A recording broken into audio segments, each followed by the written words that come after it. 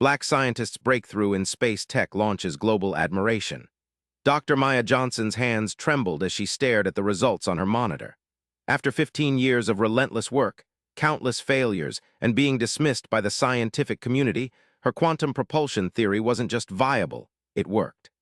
The small prototype engine hovering in the sealed chamber defied conventional physics, generating thrust without propellant. It was the holy grail of space travel, a technology that could revolutionize humanity's reach into the cosmos.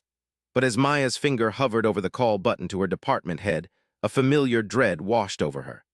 How many times had her work been overlooked, minimized, or outright stolen? As a black woman in aerospace engineering, her journey had been marked by having to work twice as hard for half the recognition. Would this breakthrough finally force them to see her brilliance, or would history repeat itself once more? "What's more important?" she whispered to herself. "Getting credit or changing the world?" The moral weight of scientific discovery versus personal recognition pressed down on her shoulders like a physical force. The world needed this technology, but Maya needed to be acknowledged as its creator. Both truths existed simultaneously, creating an impossible tension. The prototype hummed softly, defying gravity in its glass enclosure, just as Maya had defied expectations her entire career. She reached for her phone and made the call that would change everything. "Professor Williams, it's Maya. I need you to come to the lab immediately. You won't believe what I've done." Professor Elliot Williams squinted at the floating prototype, adjusting his wire-rimmed glasses with trembling fingers.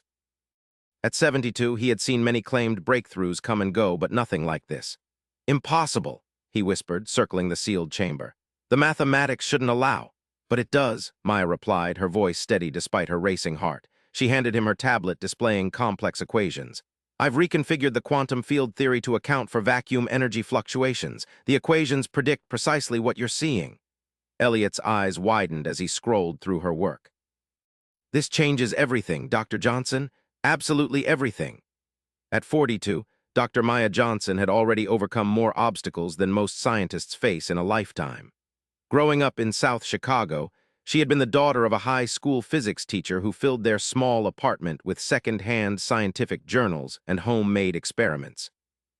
Her mother had instilled in her not just a love of science, but the resilience to pursue it in a world that often didn't welcome black women into its laboratories. "We need to present this to the board immediately," Elliot said, still staring at the hovering prototype. "NASA, SpaceX, everyone will want this technology." Maya's expression darkened slightly. "Remember the Hawking radiation detector? Or my work on gravitational wave oscillations? The board barely acknowledged either." "I'm not letting this one be buried in committees or attributed to the department as a whole." The memory hung between them. 3 years earlier, Maya's radiation detection algorithm had been incorporated into a major space telescope, but the press release had credited the university research team without mentioning her name. It had taken months of fighting to get even a footnote acknowledgement. "This is different," Elliot insisted. "You've achieved what engineers have been chasing for decades. No one can ignore this." "They've managed to ignore plenty before," Maya replied, crossing her arms. The laboratory door swung open as Dr. James Chen, head of the Aerospace Engineering Department, entered with his usual brisk efficiency. At 55, Chen had built the department's reputation through strategic partnerships with private space companies and government contracts. Was brilliant, politically savvy, and Maya had learned primarily concerned with the department's prestige rather than individual achievements. "Williams, your message said it was urgent." Chen's eyes fell on the prototype and he froze mid-step. "What am I looking at?" "Dr. Johnson has done it," Elliot said, unable to keep the excitement from his voice. "Propellantless propulsion, functional, measurable, and repeatable." Chen's expression shifted rapidly from shock to calculation. "The implications." "The funding opportunities." He turned to Maya with newfound interest. "How soon can we prepare a demonstration for the National Science Foundation? Does anyone else know about this?" "Just the 3 of us," Maya said carefully. "And before we discuss demonstrations, we need to be clear about attribution and research credit." Chen's smile tightened. "Of course, the university's standard protocols for breakthrough research will apply. The department will handle the announcement through proper channels." Maya felt her stomach tight. She'd heard this before. Standard protocols typically meant institutional credit first, with individual researchers mentioned as part of a team, if at all. "This isn't a departmental achievement," Maya said firmly. "This is my work, my theory, and my prototype. I've spent 15 years on this while being consistently overlooked." Chen's expression cooled. No one works in isolation, Dr. Johnson. You've used university facilities, funding, and resources. This is a collaborative environment. Collaborative? Maya's voice rose slightly. When I requested additional lab time last year, I was denied. When I needed specialized equipment, I built it myself after hours. My grant applications were repeatedly deprioritized. Elliot stepped between them. James, this is a revolutionary breakthrough. Maya deserves full credit as lead researcher. The university will still benefit enormously. Chen straightened his tie. Let's not make hasty decisions. The board will need to review the verification process and will need to consider the strategic implications for our industry partnerships. Maya recognized the bureaucratic stalling tactics. By the time committees finished their reviews, the narrative would be firmly established, a department achievement with her name buried in the fine print. I'm submitting my paper to the International Journal of Aerospace Engineering next week, she said decisively. As sole author, Chen's face flushed. That would be premature and violate university protocol for significant discoveries. The protocol that conveniently ensures individual researchers, especially those who look like me, never receive proper recognition, Maya challenged. The tension in the room was palpable. Elliot looked uncomfortable, caught between his respect for Maya and his decades-long place within the institutional hierarchy. Perhaps we should all take some time to consider the best approach, Elliot suggested diplomatically. This discovery deserves careful handling. Chen nodded curtly. Agreed, and Dr. Johnson, I strongly advise against any premature publications or discussions outside this room. The university has substantial interests to protect. After Chen left, Maya turned to her longtime mentor. He's going to try to take control of this. Elliot sighed heavily. Maya, you know I believe in you. But fighting the entire institutional structure might jeopardize the work itself. Sometimes science requires political navigation. You mean compromise, Maya said bitterly. Funny how it's always people like me who are expected to compromise. Elliot placed a gentle hand on her shoulder. Let me talk to some people on the board. There may be a way to ensure you receive proper recognition while working within the system. After Elliot left, Maya stayed in the lab, watching her prototype defy gravity and conventional wisdom. The injustice burned within her. This moment should have been pure triumph, yet here she was, once again fighting for acknowledgement that came automatically to others. She thought of her mother, who had passed away 2 years earlier, never getting to see this moment. Yvonne Johnson had always told her, "In this world, baby, they'll try to separate you from your achievements. Don't let them." Maya pulled out her phone and hesitated over a contact. Dr. Diana Patel, science correspondent for Global Science Today. Diana had covered Maya's work sympathetically in the past, one of the few journalists who understood both the science and the systemic barriers in academic research. One call could bypass the university's gatekeeping entirely, but it would also burn bridges she might still need. Was forcing recognition worth potentially limiting the impact of her discovery? The moral question that had defined her career loomed larger than ever. Fight for personal recognition at potential cost to the work itself, or allow the work to advance even if others claimed disproportionate credit. Maya put her phone away, but saved the draft email to Diana. She wouldn't send it yet, but she wouldn't delete it either. For now, she would document everything meticulously and prepare for whatever came next. Over the next 3 weeks, Maya watched with growing unease as her breakthrough became ensnared in university politics. What should have been immediate scientific excitement transformed into a series of closed-door meetings she wasn't invited to attend. They've formed a verification committee, Elliot told her one evening, looking exhausted after another board meeting. Standard procedure, they say. There's nothing standard about this technology, Maya replied, frustration evident in her voice. And conveniently, the committee doesn't include me? Elliot shook his head. Chen argued it would be a conflict of interest, but I'm on it, and I'll make sure your work is represented fairly. But fairly was becoming an increasingly subjective term. Maya had caught Dr. Liam Walker, Chen's protege, in her lab twice now, examining her prototype and documentation without permission. When confronted, he'd claimed he was assisting with verification protocols. The department had also brought in an external consultant, Dr. Victor Reynolds from MIT, supposedly to provide independent validation. Maya had initially been hopeful about Reynolds' involvement. His reputation for scientific integrity was well established. But she'd overheard him and Chen discussing, refining the narrative for the eventual announcement. Even Elliot was showing signs of being worn down by the institutional machinery. His assurances were becoming vaguer, tinged with qualifications about complex considerations and balancing interests. Maya found herself increasingly isolated. Junior colleagues who had previously been friendly now seemed unsure how to interact with her. The department administrative staff had suddenly implemented stricter lab access protocols that disproportionately affected her work hours. The situation came to a head when Maya discovered a draft press release on the department's internal server. It described a team breakthrough led by the Aerospace Engineering Department, with Maya listed as one of several contributing researchers. Chen was prominently quoted, along with the university president. Maya's 15 years of work had been effectively absorbed into the institutional identity. That evening, as she sat alone in her small campus apartment, Maya faced her crossroads. On her laptop screen were two documents: the complete documentation of her work ready to be sent to Diana Patel and her resignation letter from the university. A knock at her door interrupted her thoughts. When she opened it, she was surprised to find Jessica Lee, one of her graduate students, standing there looking nervous. "Dr. Johnson, I'm sorry to bother you at home," Jessica said hesitantly, "but I thought you should see this." She handed Maya a tablet showing an email thread. It had been accidentally sent to a department-wide list instead of a select group.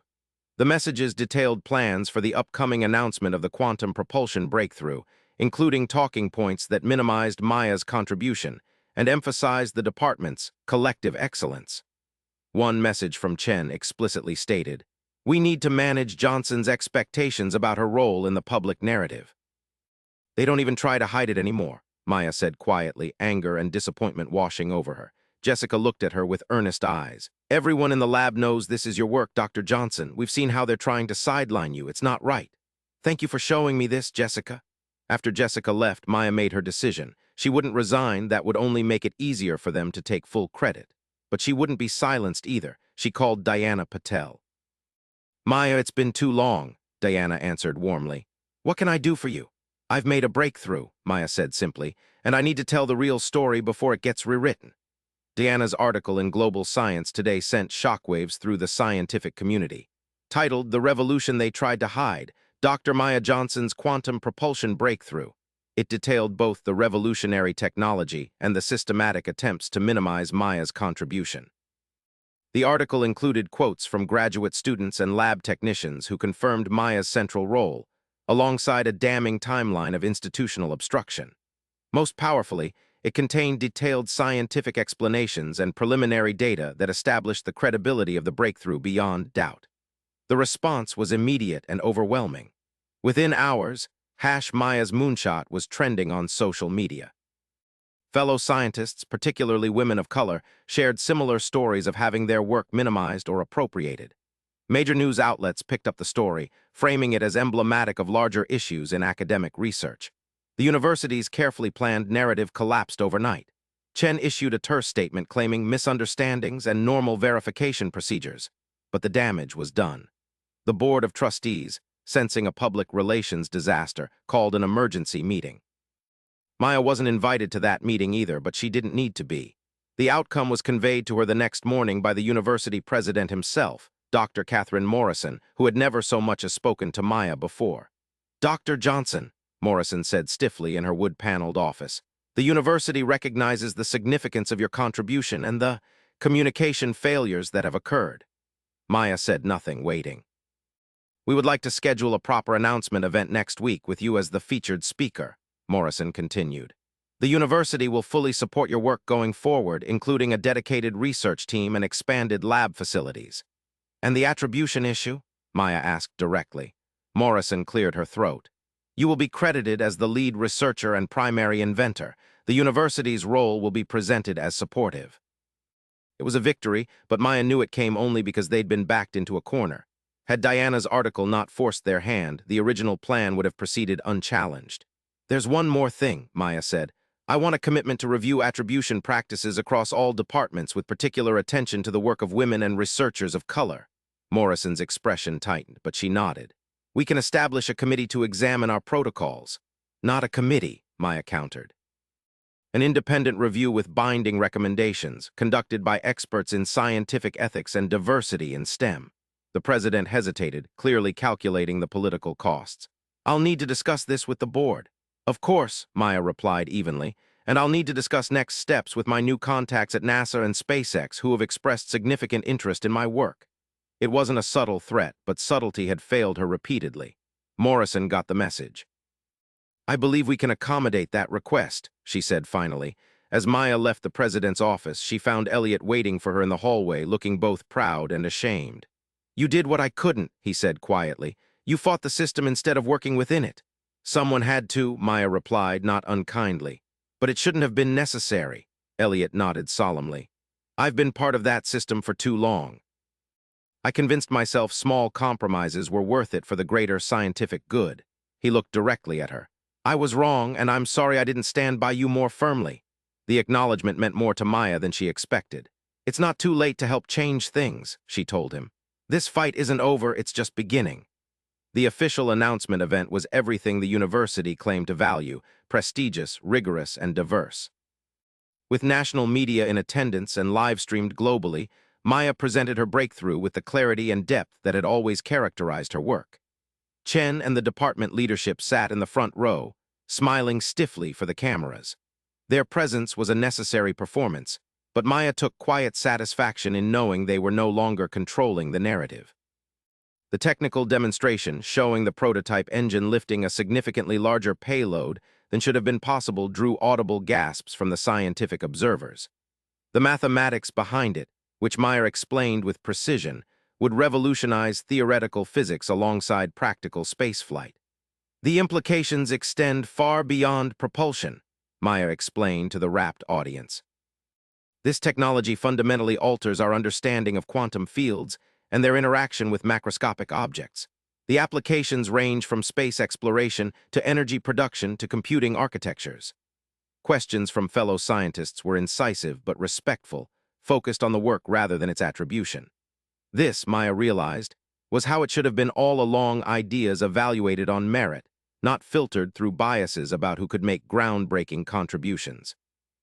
After the formal presentation, Maya found herself surrounded by graduate students, particularly young women of color who saw in her not just scientific brilliance but the courage to demand recognition.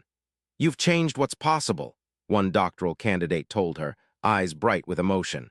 "Not just in physics, but in who gets to be recognized for advancing it." The sentiment was echoed in the flood of messages Maya received in the days that followed. For every technical question about her work came multiple expressions of gratitude from researchers who had faced similar barriers.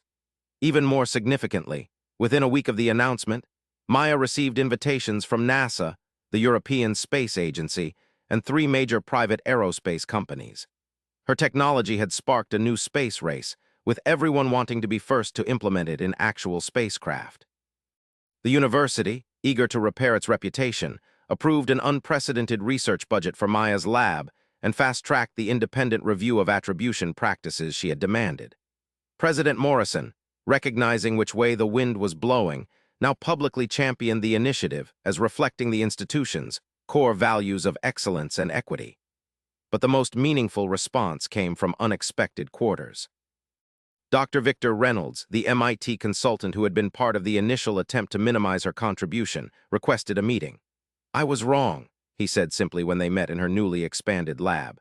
"I allowed myself to be guided by institutional politics rather than scientific integrity. Your work is extraordinary, and the attempt to dilute your credit was unconscionable." "Why are you telling me this?" Maya asked, genuinely curious. Reynolds looked uncomfortable. "Because your stand forced me to examine my own complicity in similar situations over the years. The times I might have spoken up for colleagues who deserved recognition, but didn't receive it. The times I benefited from a system that favors certain voices over others." His acknowledgement represented something even more significant than institutional change: individual recognition of unconscious participation in systemic problems. "What happens next is important," Maya told him. "Not just for my work, but for how we approach scientific credit moving forward." Reynolds nodded. "I've already recommended that MIT adopt similar independent review practices to what you've proposed here. It won't fix everything, but it's a start." These conversations were happening across the scientific community now, sparked by Maya's stand. What had begun as a personal fight for recognition had evolved into a broader examination of how credit was assigned and whose contributions were valued in academic research. Yet even as Maya navigated her new prominence, she remained focused on the work itself. The quantum propulsion technology was evolving rapidly, with new applications emerging as other researchers built upon her foundation, always with proper attribution. The prototype that had floated in a sealed chamber was now being scaled up for practical testing. Early calculations suggested it could reduce the fuel requirements for reaching orbit by over 70%, making space access dramatically more affordable and opening possibilities for missions to Mars and beyond. Maya insisted that her graduate students, particularly those from underrepresented backgrounds, be prominently involved in these next phases. Jessica Lee, who had shown her the incriminating emails, was now leading a key aspect of the propulsion system's integration with conventional spacecraft designs. "You're building your own legacy now," Elliot observed one evening as they reviewed test results. "Not just in technology, but in how science is conducted." Maya smiled thoughtfully. "I'm trying to create the environment I wish I'd had, where breakthrough ideas are evaluated on their merits, not on who proposes them." The journey had been far more complicated than it should have been. The fight for recognition had nearly overshadowed the discovery itself. But perhaps that fight had been necessary, not just for Maya, but for all the brilliant minds who would come after her, now with one more barrier removed from their path. 6 months after the initial announcement, Maya stood on the observation deck at Kennedy Space Center, watching the final preparations for humanity's first test of quantum propulsion in actual spaceflight. The small satellite, aptly named Johnson 1, would demonstrate the technology's effectiveness beyond Earth's atmosphere.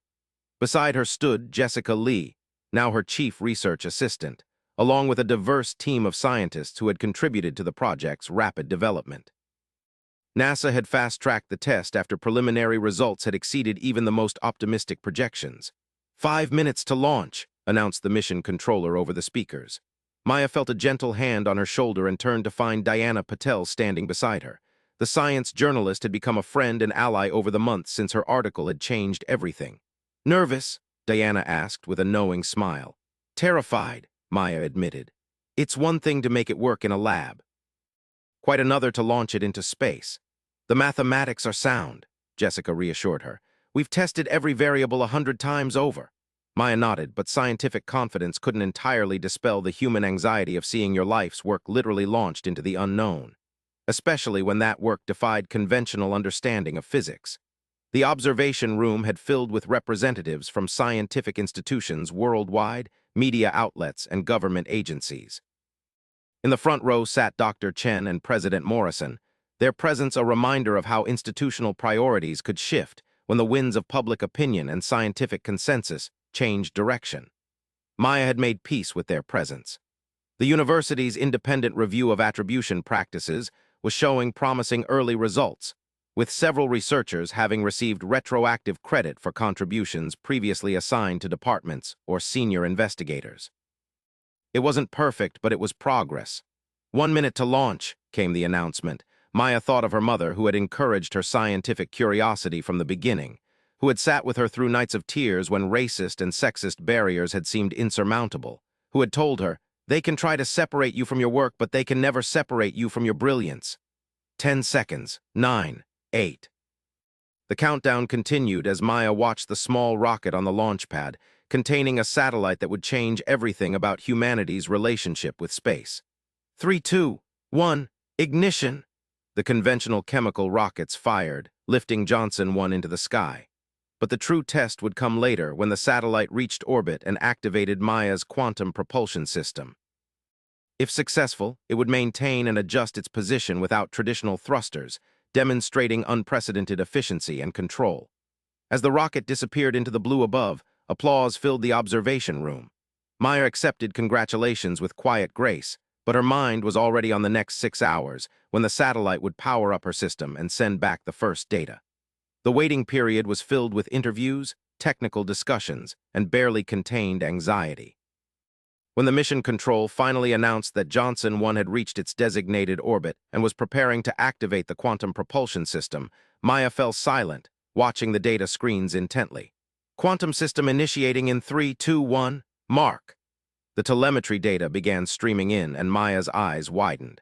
The system wasn't just working, it was exceeding predicted performance by 23%. The satellite was maintaining position with unprecedented precision, using minute adjustments that would have been impossible with conventional thrusters. "It works," Jessica whispered beside her, gripping Maya's arm. "It actually works in space." The control room erupted in cheers as the confirmation was announced.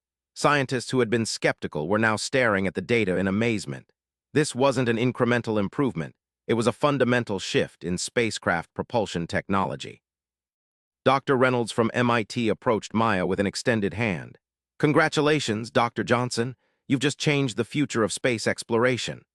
The NASA director made it official moments later, announcing to the assembled press that the test was an unqualified success. Dr. Johnson's quantum propulsion technology represents the most significant advancement in spacecraft systems since the development of the ion thruster. The implications for future missions are extraordinary. As the celebration continued around her, Maya stepped away for a moment of quiet reflection. Through the observation window, she looked up at the sky where her invention was now orbiting the Earth. The journey to this moment had been marked by struggle, not just against the technical challenges, but against the systemic barriers that had tried to separate her from her achievement. Diana found her there, looking upward. "What are you thinking?" the journalist asked quietly. "I'm thinking about all the brilliant minds who never got this far," Maya replied. "How many discoveries we've lost because the wrong person made them at the wrong time." Diana nodded solemnly. "Your stand changed more than aerospace engineering. The ripples are still spreading." It was true. In the months since Maya's story had become public, similar situations had come to light across scientific disciplines. Universities were instituting attribution reviews, journals were examining their publication practices, and funding agencies were reassessing how they evaluated research proposals. "The work matters most," Maya said, "but who gets credit for the work matters too, because that determines who gets to keep doing the work." Jessica approached with a tablet displaying incoming data from the satellite. "Dr. Johnson, you should see this. The system is stabilizing even faster than we projected." The efficiency curve is unprecedented. As Maya examined the results, she felt a profound sense of vindication, not just personal, but for everyone who had faced similar battles. The data didn't care about race or gender or institutional politics. The mathematics either worked or it didn't. The propulsion system either functioned or failed, and hers was succeeding beyond all expectations. The NASA director was now discussing next steps: a larger test vehicle, potential integration into upcoming missions, international protocols for the technology's use. "They're already talking about Mars," Jessica said excitedly. "Your system could reduce travel time by months." The possibilities were expanding exponentially. Asteroid mining became more feasible. Long-duration missions to the outer planets could be designed with new parameters. Space stations could maintain position with minimal fuel requirements, drastically reducing operational costs. Chen approached cautiously, offering his hand.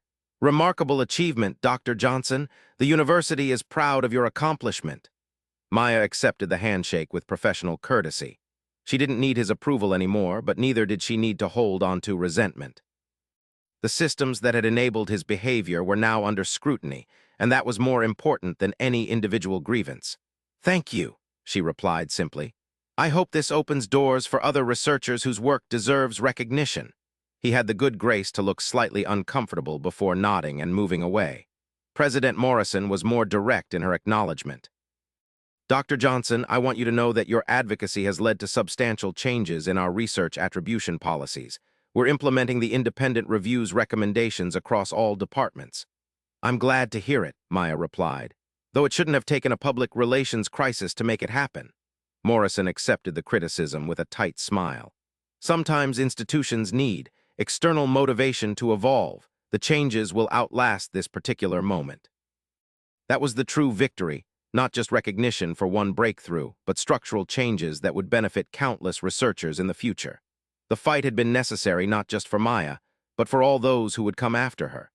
As the day concluded with a formal reception, Maya found herself surrounded by young scientists seeking advice and encouragement. They weren't just interested in quantum physics. They wanted to know how she had navigated the non-scientific challenges of her career. "Don't let anyone separate you from your work," she told them, echoing her mother's wisdom. "But also, don't work in isolation. Build networks of allies who understand both the science and the struggles." Looking around the room at her diverse research team, at Diana, who had amplified her story, at Jessica, who had risked her position to expose injustice, and even at Elliot, who had eventually found the courage to stand with her, Maya realized that individual brilliance was necessary, but not sufficient. It took a community to change entrenched systems. The quantum propulsion breakthrough would transform humanity's relationship with space, opening new frontiers of exploration and discovery. But perhaps equally important was the transformation in how scientific achievement was recognized and credited, a more inclusive approach that would allow the best ideas to flourish, regardless of their source. That night, as Maya looked up at the stars with new perspective, she thought about Johnson 1 silently orbiting above, defying conventional physics and old expectations simultaneously. The satellite was named for her, but it represented something larger, a future where barriers of all kinds were meant to be broken, where exploration of space and expansion of human knowledge were truly accessible to all worthy minds. In that moment, she knew with certainty that both the technological and social breakthroughs were equally vital to humanity's progress. And she was proudest of all that she had refused to accept advancement of one at the expense of the other. The stars seemed closer now, not just because of the technology that would help humanity reach them, but because the path toward them was opening for more brilliant minds than ever before. That was the true breakthrough, not just in physics, but in possibility.